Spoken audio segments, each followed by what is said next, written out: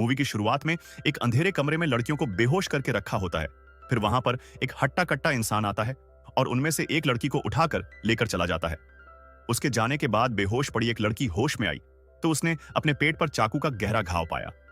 उसके बगल में कई मासूम महिलाएं पड़ी थीं, जिनकी हत्या कर दी गई थी।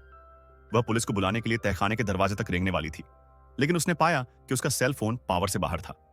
अगले ही पल उसने अचानक किसी के आने की आवाज सुनी, इसलिए वह जल्दी से रेंगकर वापस वहीं चली गई जहां वह पहले बेहोश पड़ी थी।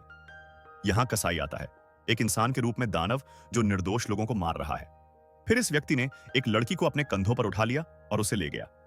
जब तक कि लाइटें बंद नहीं हो गईं, लड़की ने करने का नौटंकी जारी रखा और वह जैसे ही चला गया, हेलन ने हिम्मत करके आगे बढ़ने की कोशिश की।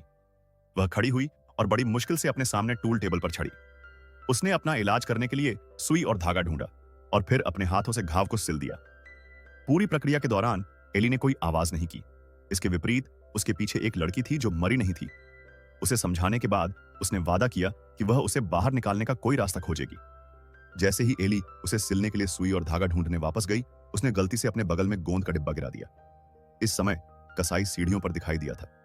वहां मरे हुए का नौटंकी करने के लिए मनोवैज्ञानिक गुण कितना मजबूत होना चाहिए, वह यही समझ सकती थी। सौभाग्य से कसाई ने इस बार भी उसे नहीं चुना, लेकिन जब वह ऊपर जाने वाला था तो उसने उस गोंद पर पैर रखा जो जमीन पर गिरा था।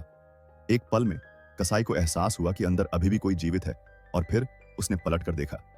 टूल बेंच की लाइट जलाकर उसने खून के धब्बे देखे जो वहां नहीं होने चाहिए थे। उसने हाथ में चाकू उठाया और एक एक करके सभी के खून निकालने की तैयारी की। संयोग से इस समय वह लड़की जो अभी तक मरी नहीं थी, दर्द सहन नहीं कर सकी और चिल्ला उठी। इस तरह एली बच गई। उसकी मौत ने कसाई की चिंताओं को दूर कर दिया और वह किसी और को चेक किए बिना वापस ऊपर चला गया। उसके जाने के बाद एली जल्दी से उठी और दुखी मन से मृत लड़की को देखने लगी। अगले ही सेकंड लड़की की जेब में रखा सेल फोन अचानक बज उठा। जब उसने फोन उठाया तो उसने पाया कि उसका बॉयफ्रेंड कॉल कर रहा था। वह उसे ब्रेकअप करके जाने के लिए दोषी ठहराने लगा और एली को बोलने का कोई मौका भी नहीं दिया। तहखाने की वजह से सिग्नल कट रहा था। एली सीढ़ियों पर भागकर कोशिश करना चाहती थी, लेकिन उसके बेवकूफ बॉयफ्रेंड ने इस समय फोन काट दिया।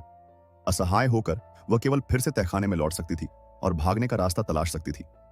थोड़ी देर बाद कसाई फिर से नीचे आने लगा। एली जल्दी से उस स्थिति में लौट आई जहां वह लेटी थी।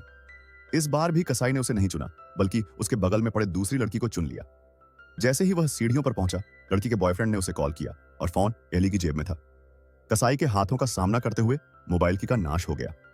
अब यह तीसरी बार था जब कसाई नीचे आया और इस बार वह इतना भाग्यशाली नहीं थी कि उसे चुना ना जाए। पैसे ऊपर ले गया और एक सोफे पर पटक दिया। कसाई लड़कियों को पहली मंजिल पर रहने वाले कमरे में रखता था और फिर उन्हें साफ सुथरे कपड़े पहनाकर इनका मेकअप करने लगता ताकि यह सुंदर दिख सके।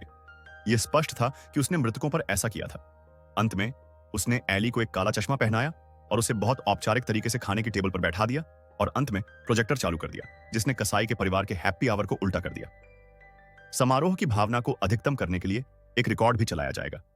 धूप के चश्मे की वजह से एली केवल अपनी आंखों को हिला सकती थी।